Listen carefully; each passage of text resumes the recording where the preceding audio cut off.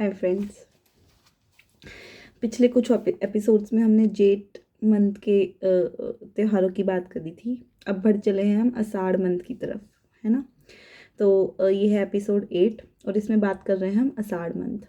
क्या आपको जानते हैं, अगर आप जानते हैं कि भगवान का नाम हमें लेना चाहिए, है ना, लेकिन अगर आपके अंदर काम वासना ज़्यादा है तो आप कौन सा ऐसा स्पेशल व्रत है जो कर सकते हैं जिसके करने से आपके सारे काम वासना और जो बुरी आते हैं वो छूट सकती हैं। तो आइए बढ़ते हैं योगिनी एकादशी।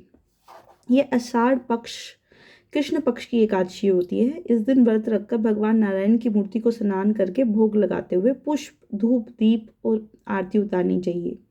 गरीब ब्राह्मणों को दान देना परम श्रेष्ठ कार्य बताया गया है। इस एकादशी के प्रभाव से पीपल वृक्ष के काटने से उत्पन्न पाप नष्ट हो जाते हैं तथा अंत में स्वर्गलोक की प्राप्ति होती है।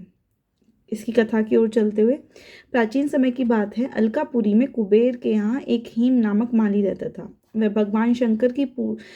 कुबेर को भगवान शंकर की पूजा करने के लिए वह नित्य मानसरोवर से फूल लाया करता था।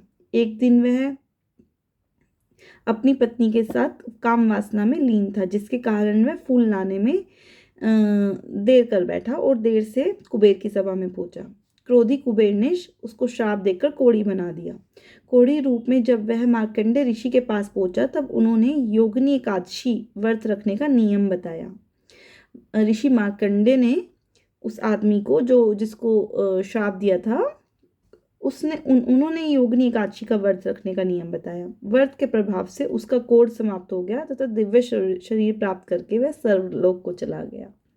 तो ये था एपिसोड 8। आई होप आप लोगों को पसंद आई हो। एपिसोड 9 को जरूर देखिएगा, जो कि है हमारी जगन्नाथ यात्रा पे, जगन्नाथ जी के ऊपर, जो कि आषाढ़ मंथ में ही शुरू होती है। तो आप उसको प्लीज़ देखिएगा। Do like and subscribe our next episode.